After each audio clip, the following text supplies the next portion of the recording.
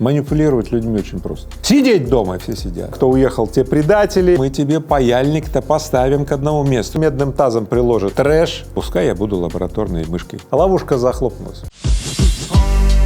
Будь готов к неожиданному. Завтра может быть другим, каким ты не видел его. Я приглашаю тебя стать участником движения успешных людей. Сегодня хочется с вами поговорить о новостях, точнее о том, что они с нами делают. Вот не будем уходить в рассуждения о последних событиях и о том, что есть правда, что есть пропаганда, это уже вторично. Первично влияние на наши умы и чувства. Есть ощущение, что с ними как-то по злому играют. Да. Что заставляет людей подчиняться или что оправдывает власть? Что делает неизбежным то, чтобы одни люди при упоминании чего-то прямо-таки дрожали и прямо-таки были готовы выполнить все, что угодно. Да, вот эти все давнишние, известные, хорошо известные приемы и приемчики. Вот прямо со времен ковида, да, и вот до сегодняшних времен постоянно вкидывается какой-то вот трэш, люди к нему привыкают, и это становится уже социальной нормой. Потом вкидывается следующий трэш, и опять люди к нему привыкают. И все, что сейчас происходит, люди постоянно только и делают, чтобы бояться. Когда люди боятся, на самом деле манипулировать людьми очень просто. Поэтому люди реактивно реагируют на практически все, что происходит. Сидеть дома все сидят. Слушаться и бояться, все, а мы уже боимся. Дело в том, что когда мы боимся, мы становимся такой легкой добычей. Наша уязвимость просто вот как на ладони. Вот эта вот жизнь в страхе, она насаждается ведь по всему миру. Такое ощущение, что это стало новой нефтью, новым ресурсом.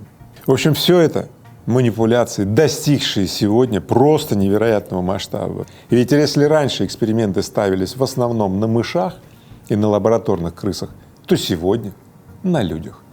И есть целые страны, которые используются для социальных экспериментов. И вы знаете, люди, которые живут в этих странах, они даже не догадываются, что над ними экспериментируют. Я сегодня в конце выпуска расскажу, как выйти из этого эксперимента и поставить барьер, сказать «нет, я не буду». Ну или добровольно согласиться и приняв, но осознанно приняв, что пускай я буду лабораторной мышкой или крысой. Какой пример манипуляции вы видите сейчас в России? Или, может быть, нет его? Ну как же нет? Такая манипуляция идет и в России, и во всех странах мира, везде, всегда. Она была, есть, ну и будет, поэтому надо быть готовым к ней. А пример простой. Два типа выводов, которые сегодня в России. Первое. Россия великая, any case, в любом случае, почти что империя, и вообще русский мир, а кто уехал, те предатели, и вообще вот. Вторая группа выводов. В России живут орки, лапти, медведи, что там, водка, бухать и так далее, но перспектив ничего. Вот все. Два лагеря вот этих выводов. Эти два лагеря что? Должны воевать. И если ты, конкретный слушатель, пока не определился, ты в каком лагере, то уж определись. А если ты не определишься, то мы тебе паяльник-то поставим к одному месту, что ты обязательно выберешь, ты к белым или красным. Поэтому если ты сейчас листаешь ленту где-то в Телеграм, ВК, где там еще, да? Если ты залипаешь на всякие эти паблики, желтые прессы, там, телек смотришь, ютубы и так далее, бесконечные, фейсбуки, инстаграмы, запрещенные они или нет, неважно. Ты подвергаешь свой мозг, свою голову информационному, артиллерийскому обстрелу, и потом твой мозг запросит выводов, и ты, конечно же, их найдешь и возьмешь от очередного интеллектуала авторитет. Твои это будут выводы? Нет. И эти выводы, которые положили в твой мозг, они будут невыгодны тебе. Неважно. Твой мозг будет спасительно цепляться за них, как за соломинку, и будет воспринимать это как благость, что он просто избежит саморазрушения. Угу. Именно так происходило, происходит и будет происходить всегда. И сейчас в мире вот эти вот вещи происходят с изощренной жестокостью. Хочу спросить у вас о позиции тех, кто предпочитает в протест всему закрыться от информации. Это верный подход? Ну, это защитный подход, который срабатывает у некоторых людей, закрыться, такая встроенная аутизация. Но это примерно как ты свое тельце в ракушечку закрываешь, ты становишься при этом еще более уязвимые жертвы, ты себя вообще обездвиживаешь. Так или иначе, люди, которые из ракушки потом достают себя, когда пошли за хлебом, в магазин, при какой-то социальной коммуникации, да, они становятся еще более легкой жертвой. Ведь они там у себя в ракушке не тренируются, да, разговаривать с реальностью на равных. Они как бы там отсиживаются, да, а когда происходит вот эта жесткая, да, коммуникация с социумом, да, она пробивает их, у них нет просто защитных этих барьеров, да, и они становятся легкой жертвой. Поэтому нет, это не выход. Побег никогда не был выходом. Какими могут быть последствия от информационных манипуляций? Кто генерит поток идей, тот и управляет миром. Например, если у вас в жизни было такое, что вы думали, что вас уволят, и потом вас действительно увольняли, да? Это типичный достаточно пример таких самосбывающихся пророчеств. Да какая сейчас основная идея? Идея в страхе. Да? И то, чего боятся люди, вот именно это и сбудется, ведь люди уже готовы к тому, чтобы это произошло. И остается только малость подтолкнуть ситуацию к этому. Понимаете? Когда люди готовы к тому, чтобы произошло то, о чем люди сами придумали, в общем-то, дело уже сделано. Чего боишься, то и случится. А что случится, то оправдаешь. Как запускается этот процесс манипуляций? Цепочка простая. Бенефициары распространения идеи задумывают, а они в тени. Дальше они зовут представителей интеллектуальных элит, которые очень красиво это все запакуют в семейство разных вариантов. Чиновники из этих вариантов выбирают. Какой бы выбор ни выбрали чиновники, это как раз-таки те идеи. И журналисты, которыми являются сегодня все практически, потому что посты, блоги так сегодня у всех, это все разносит. Все, ребят, ловушка захлопнулась. Итак, это первое. Это вообще фундамент. Теперь перейдем к следующим пунктам. Второе. Нас сделают послушными через конкретные истории. Например, Вася делал вот так и преуспел, делай как Вася. Или вот, например, Петя. А Петя не делал так, как мы ему рекомендовали, да? И что с ним случилось? Умер. И третье, о чем бы я хотел сказать. Ложный выбор. Тебе предлагается быть за или быть против. Тебе при этом не говорят, не сообщают и не акцентируют, что есть миллион других выборов. Вообще заняться другим делом, с другими людьми, перенести фокус своего внимания вообще на другое. Нет, об этом не сообщает. Ложный выбор всегда подводит людей, в общем-то, к тому, чтобы принять ужасное или очень ужасное. Вот и все. Вы попадали когда-нибудь под манипуляции? Как бы ни было тяжело это признавать, конечно, да. Так попадал, что было не просто больно, было и страшно, и больно, и ужасно, и мерзко. И иногда казалось, что все, конец. Поэтому меня тут посетила мысль однажды, что, возможно, пришло время поделиться откровенно этим, но только не вот так вот в Ютубе, на широкую аудиторию, а только с теми, кто меня действительно поймет. Может быть, с теми, у кого тоже много чего было, о чем он не рассказывает.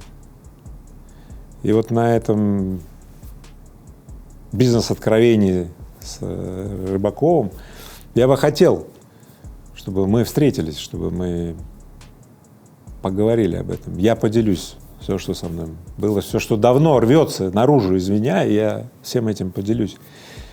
Я специально сделаю прямой эфир с закрытой аудиторией, да, где у вас будет возможность задавать вопросы. Сразу предупреждаю, не надо там экран записывать, звать друзей, там просто за компанию. Нет, это только для тех, кто меня понимает, о чем я сейчас. И я вас жду, конечно, на этом закрытом эфире, чтобы мы оказались вместе в этом состоянии. Оно нам очень необходимо. Как все-таки защититься от манипуляций? Мы людям обещали дать рецепт. Давайте это сделаем. Хорошо. Первое, что необходимо, всегда помнить про 2 ключевых навыка человека. Первый навык навык генерации защит от злоупотребления властью, манипуляцией и контролем. Ну, собственно говоря, это подмечать манипуляцию себя в отношении других, других в отношении себя, да. И второй навык — навык генерации свобод, навык замысливать что-либо и добиваться тобою замысленное с помощью имеющегося. Отмечу, самому замысливать, а не метаться в поисках, значит, идей, которые тебе там предлагает кто-то, да, и добиваться замысленное тобой с помощью имеющегося, а не фантазировать гипотетически, что вот когда инопланетяне прилетают и там что-то создадут условия там инвестиционного климата, тогда вот будет это. Климакс будет тогда, когда инопланетяне прилетят, понятно? Да ты будешь ждать и дождешься климакса. Протестируйте, как эти два ключевых навыка у вас сейчас активированы. Об кого вы актуализируете эти навыки? Есть ли среди вас, среди вашего общения, среди вашего вот круга общения люди с хорошо прокачанными этими двумя навыками? Навык генерации защит, навык генерации свобод. То есть эти навыки передаются исключительно в среде людей, у кого уже эти навыки активированы. Понятно? Итак, это основное и, в принципе, достаточное, что необходимо для того, чтобы твоя жизнь качественно развернулась в лучшую сторону.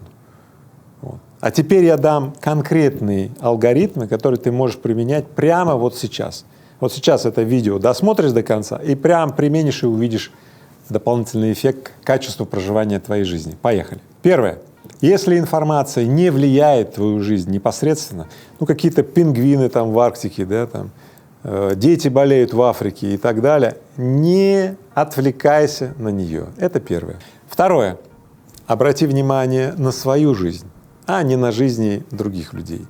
Вот это постоянное зависание в прожектах космических масштабов, там, колонизация Марса, там, и что-то еще, спасение китов там в океане и так далее, отвлекает тебя от твоей жизни.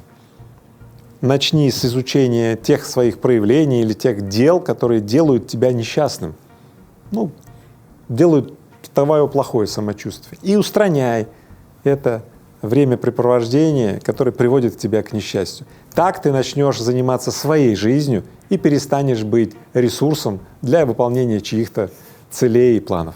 Третье. Кто главный человек в твоей жизни?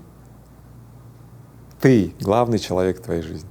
Ты главный аналитик. Тебе не нужны шаблоны, придуманные кем-то и спущенные для тебя как инструкции успешной жизни. Не верь обещаниям и прогнозам.